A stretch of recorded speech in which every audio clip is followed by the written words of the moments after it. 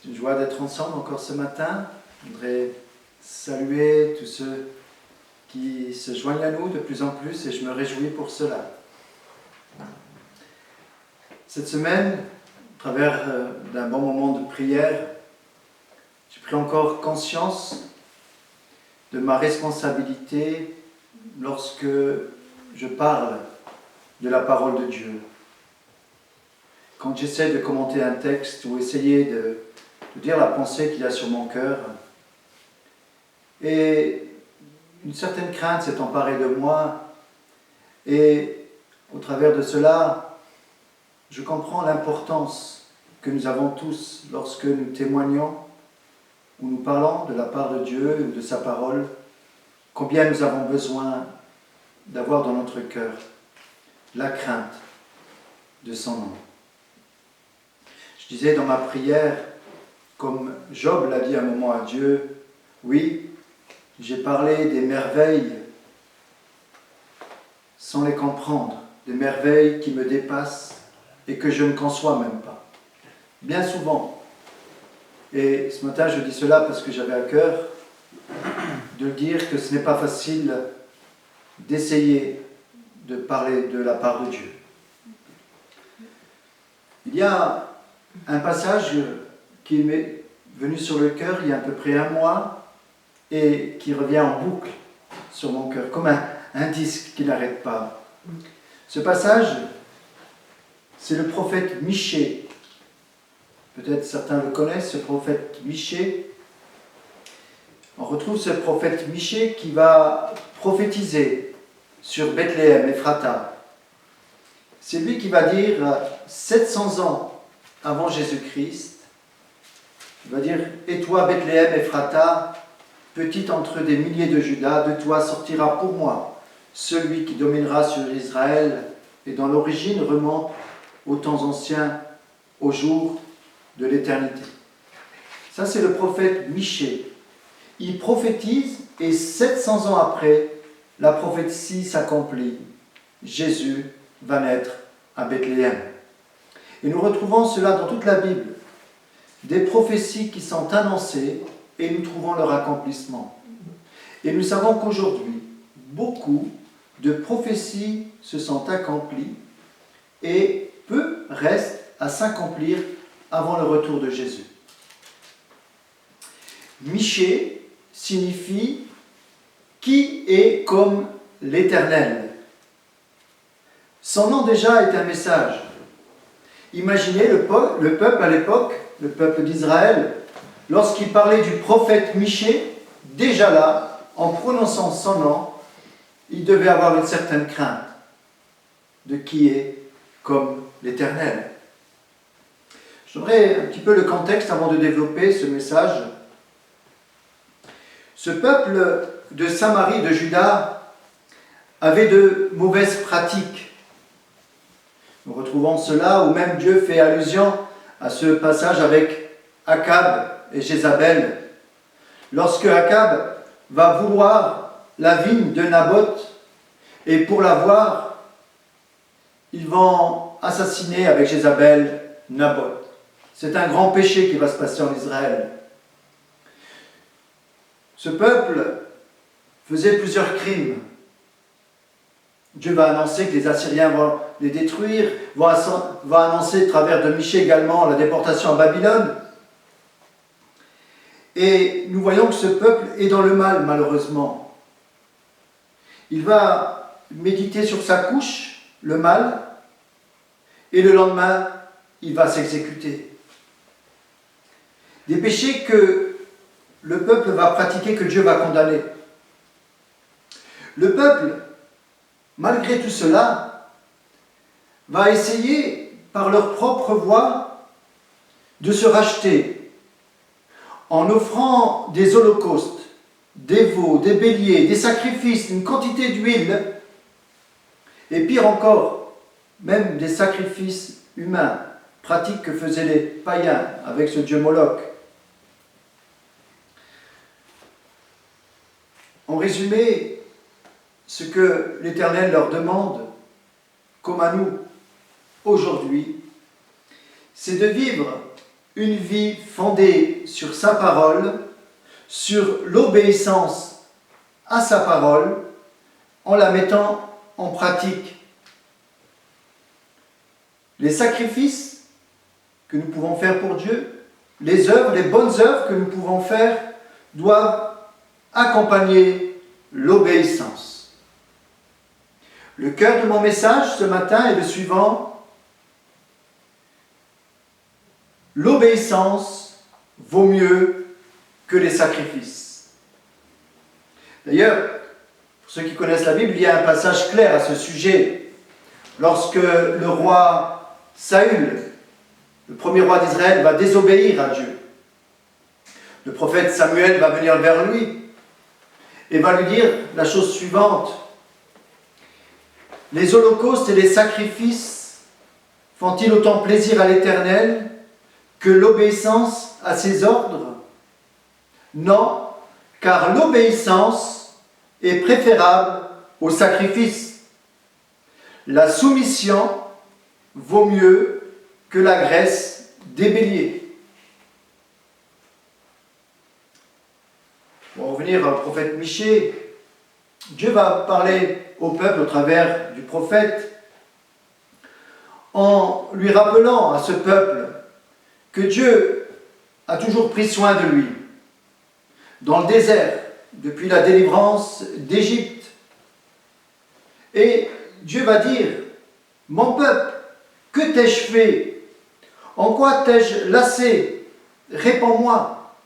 Dieu est triste par rapport à l'attitude du peuple qui se rebelle à Dieu, qui s'éloigne de lui.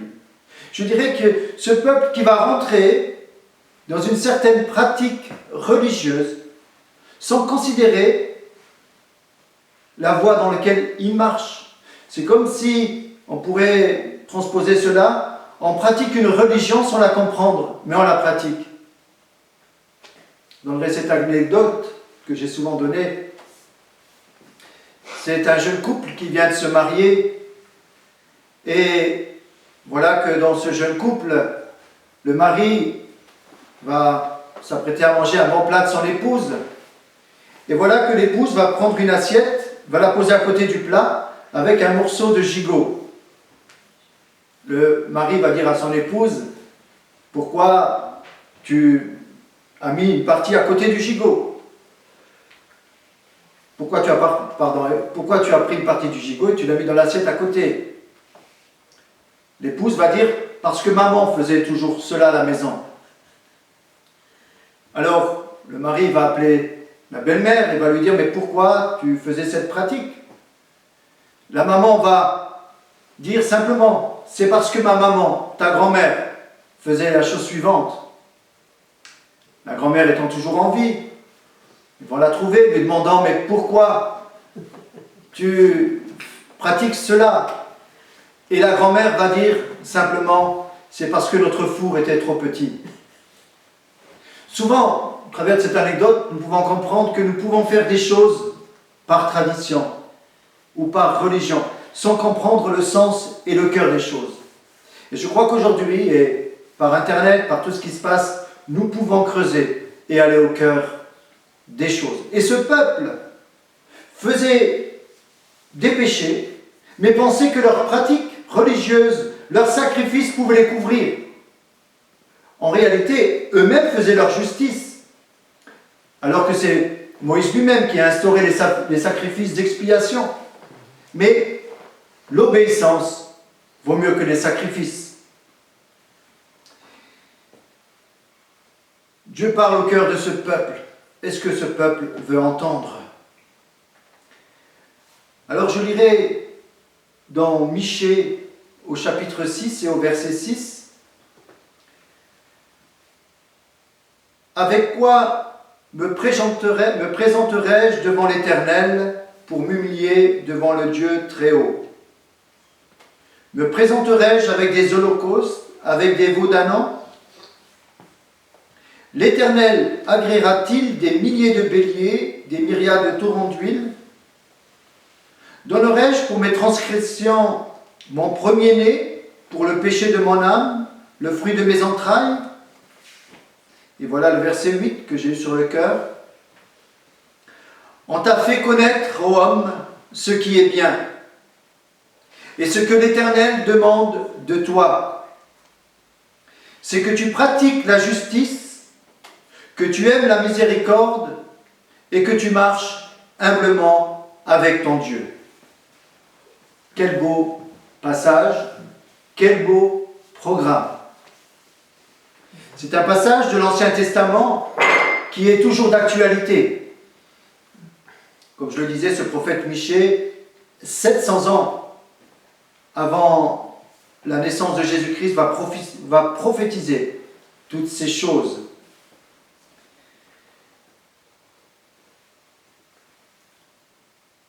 Faire ce qui est droit, aimer la bonté, marcher humblement avec Dieu. Nous avons aujourd'hui ce privilège d'avoir la parole de Dieu. Cette parole qui nous enseigne ce qui est bien, ce qui est mal. Et tout au long de cette lecture, nous pouvons apprendre à connaître la volonté de Dieu. Pour ceux qui ont un cœur ouvert, nous savons que Dieu parle d'une manière ou d'une autre. Et je dirais que ce qui devrait nous caractériser à nous, enfants de Dieu, disciples de Jésus-Christ, c'est notre marche avec notre Dieu. Nous devons avoir cette manière de marcher avec humilité. De marcher dans la justice, dans la droiture, je dirais même aimer la justice. Pas seulement marcher dans la justice, mais aimer la justice. Aimer faire ce qui est juste. Aimer faire ce qui est bon. Aimer faire ce qui est bien. Je dirais que des fois, sans afficher notre étiquette chrétienne, ceux qui nous entourent doivent reconnaître en nous que nous sommes différents des autres à cause de notre marche. Bien souvent, combien de tristesse lorsque certains, s'affichant chrétiens, ont des actes contraires à leur confession de foi. Je dirais que malheureusement, c'est une mauvaise publicité pour le royaume de Dieu. Alors voici le programme de Dieu pour nos vies. Pour ceux qui prient afin de connaître la volonté de Dieu. Peut-être ça nous arrive, et ça vous arrive à ceux qui nous regardent, ceux qui sont là. Seigneur, je veux connaître ta volonté dans ma vie. Montre-moi ta volonté pour ma vie. Bien sûr qu'il y a certaines précisions que Dieu va nous donner. Mais croyez-moi que la volonté de Dieu dans nos vies, c'est ce verset que je vais répéter. On t'a fait connaître, ô homme, ce qui est bien. Nous savons aujourd'hui, nous, ce qui est bien par la parole de Dieu, par les messages que nous avons entendus. Est-ce que l'Éternel demande de toi? Dieu nous demande quelque chose. Nous lui demandons quelle est sa volonté et lui nous demande de faire les choses. Ce qu'il demande de toi, c'est que tu pratiques la justice. C'est que tu aimes la miséricorde et que tu marches humblement avec ton Dieu. Voilà la volonté de Dieu pour nos vies. Cherchons pas le grand ministère ou que sais-je. Dieu nous révélera les choses. Mais commençons par le début. À pratiquer la justice. Dans ce monde d'injustice. Nous sommes tellement blessés des fois, tellement déçus de voir autour de nous tant et tant d'injustice. Mais nous devons refléter le royaume de Dieu par notre justice. Jésus va nous dire aussi de pratiquer la justice. Il va nous dire dans Matthieu 9, 13, « Allez et apprenez ce que signifie « Je prends plaisir à la miséricorde et non au sacrifice, car je ne suis pas venu appeler les justes, mais des pécheurs. » Il prend plaisir à la justice, à la miséricorde, à la bonté et non au sacrifice. Je prends plaisir à l'amour bien plus qu'au sacrifice. Voilà ce que le prophète Michée veut dire au peuple. À la connaissance de Dieu bien plus qu'aux holocaustes. Beaucoup, je n'ai pas peur de le dire ce matin, peuvent se cacher derrière de bonnes actions, de bonnes œuvres, pensant qu'elles peuvent justifier des attitudes ou des actions douteuses ou des péchés cachés. Nous retrouvons cela même dans la description de l'amour, 1 Corinthiens 13, où il nous est dit que même si nous distribuons tous nos biens pour nos pauvres, même si nous nous mettons en sacrifice, mais si nous n'avons pas l'amour, nous ne sommes rien. Ce n'est pas les œuvres qui comptent. Ce qui compte, c'est l'obéissance. Et les œuvres sont importantes, mais elles viennent au second plan. 3 piliers dans notre vie chrétienne. Et ce matin, je voudrais être simple et les répéter d'une façon simple. Que nous puissions retenir ce message ce matin. Et j'irai même plus loin en faisant une demande. C'est que vous puissiez apprendre ce verset de Michée 6, 8. On t'a fait connaître, ô homme, ce qui est bien, ce que l'Éternel demande de toi, c'est que tu pratiques la justice, que tu aimes la miséricorde et que tu marches humblement avec ton Dieu. Je voudrais vraiment que nous puissions tous ensemble apprendre ce verset par cœur, parce que ce verset sera un garant de la volonté de Dieu pour nos vies. Je disais 3 piliers. Pratiquer la justice, faire ce qui est droit. 2e pilier, aimer la miséricorde, aimer la bonté. 3e pilier, marcher humblement avec notre Dieu. C'est cela, mettre en pratique la volonté de Dieu. Lorsque nous pratiquons la justice, nous manifestons le royaume de Dieu sur la terre, c'est-à-dire l'endroit où Dieu règne. Jésus est notre justice, nous avons été justifiés par Jésus. Nous sommes déclarés justes, nous sommes regardés comme des justes ce matin. Il n'y a plus de condamnation dans nos cœurs. Nous sommes les justes. C'est Jésus qui nous justifie.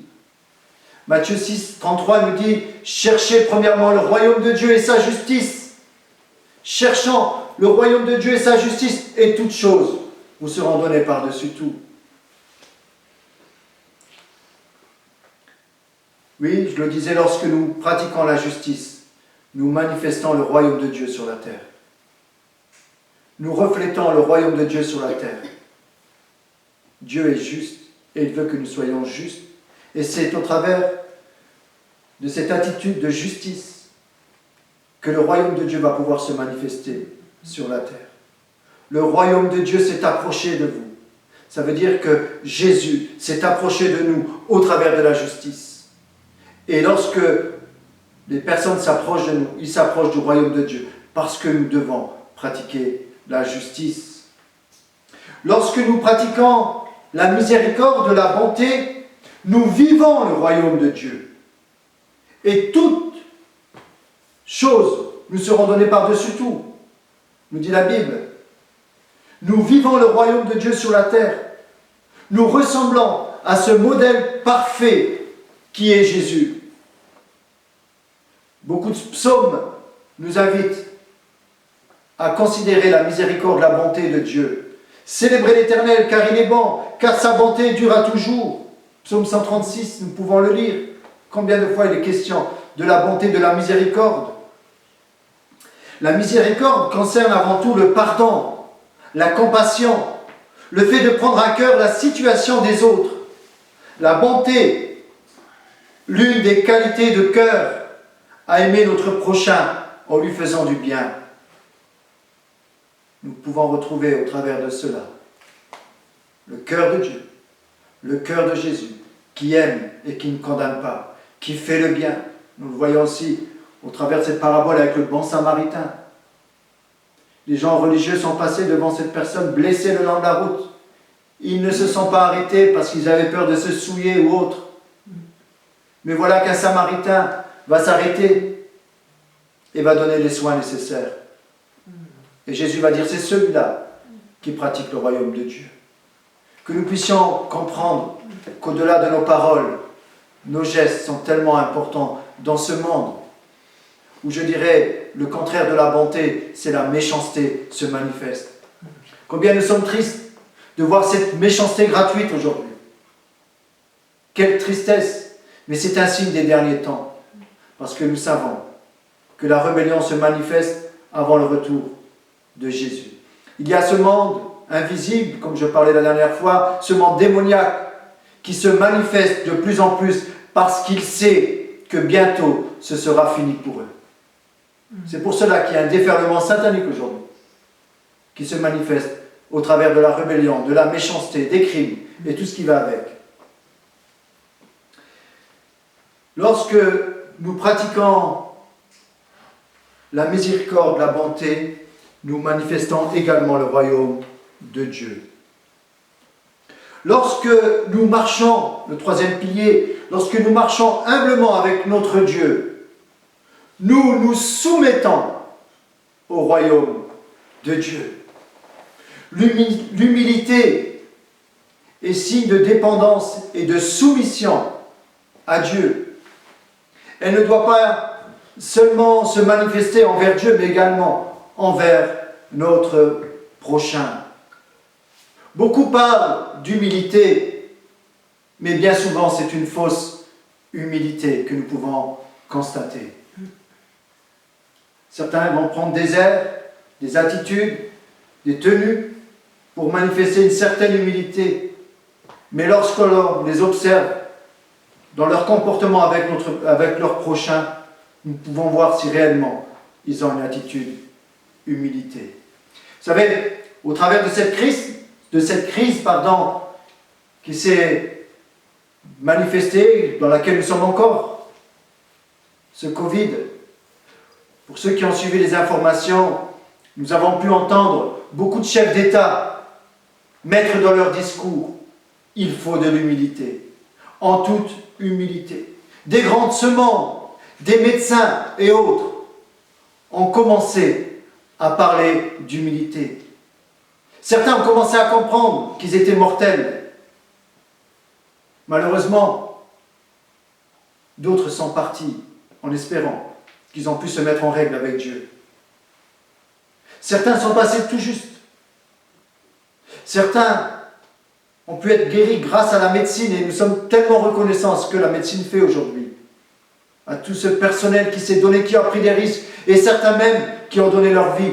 Je dirais que ces personnes-là reflètent l'attitude de la Bible. C'est ça l'aimer, c'est se donner, sans parler forcément de Dieu, mais de se donner, prendre des risques pour les autres. Ça, c'est le signe du royaume de Dieu. Soyons pas religieux à l'extrême, mais l'amour manifeste réellement la vraie religion. D'ailleurs, Jacques va dire, la religion pure et sans tache consiste à visiter les veuves dans leur affliction et les orphelins. Combien aujourd'hui se donnent au travers de ces actes et manifestent le royaume de Dieu. Mais c'est, comme je le disais, cette tâche est importante, mais avant tout, il est important d'obéir à la parole de Dieu.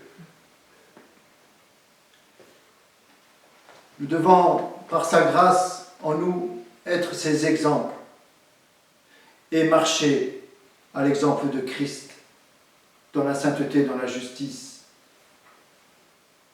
Retenant ces trois piliers, pratiquer la justice. Pratiquer la justice, c'était un commandement. Nous retrouvons ça dans les tables de Moïse. Lorsque Michée va dire « on t'a fait connaître ce qui est bien », c'est au travers également de la loi de Moïse. Le peuple savait ce qui était bien.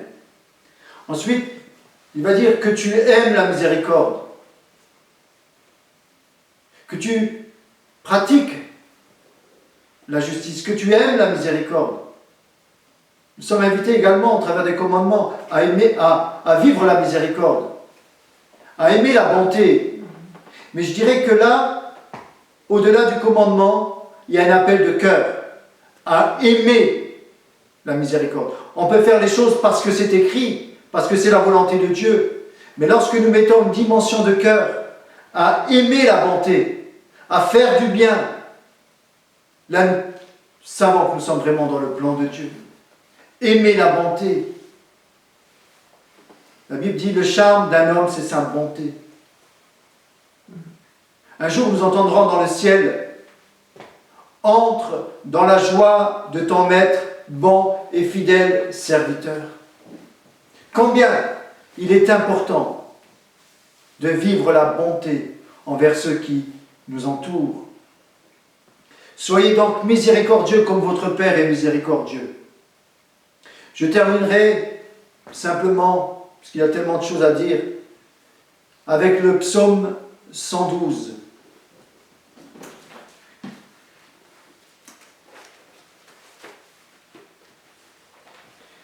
Louez l'Éternel. Heureux l'homme qui craint l'Éternel, qui trouve un grand plaisir à ses commandements. Sa postérité sera puissante sur la terre. La génération des hommes droits sera bénie. Il a dans sa maison bien-être et richesse, et sa justice subsiste à jamais. La lumière se lève dans les ténèbres pour les hommes droits, pour celui qui est miséricordieux, compatissant et juste. Heureux l'homme qui exerce la miséricorde et qui prête, qui règle ses actions d'après la justice, car il ne chancelle jamais. La mémoire du juste dure toujours. Il ne craint point les mauvaises nouvelles. Son cœur est ferme, confiant en l'Éternel. Son cœur est affermi. Il n'a point de crainte, jusqu'à ce qu'il mette son plaisir à regarder ses adversaires. Il fait des largesses, il donne aux indigents. Sa justice subsiste à jamais. Sa tête s'élève en gloire, avec gloire. Le méchant le voit et s'irrite. Il grince les dents et se consume. Les désirs des méchants périssent. Amen. Amen. Que Dieu vous bénisse ce matin.